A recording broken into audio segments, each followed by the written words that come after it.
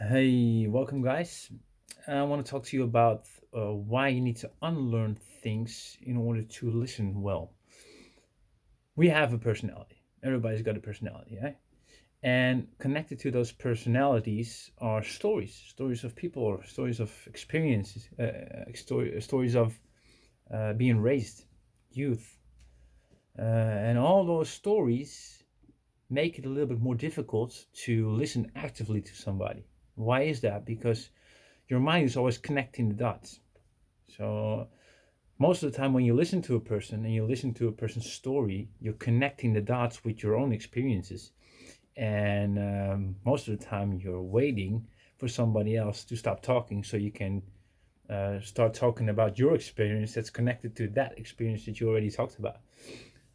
So in order to listen actively to a person and then really be there for a person, it's really necessary to deconstruct your own stories, put them aside for a second in order to concentrate on the other person and fully concentrate.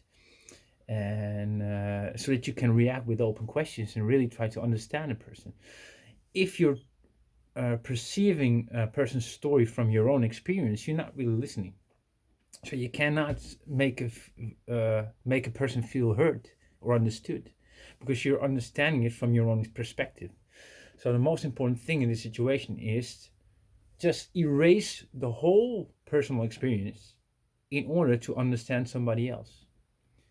And that's why I'm not a fan about giving advices.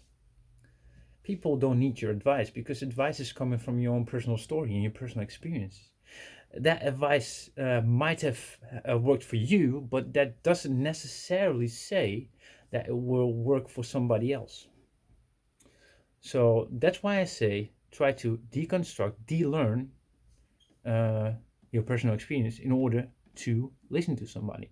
And that's not a step-by-step process. No, it's just in the moment. In the moment, it's like, okay, I'm really there for you now.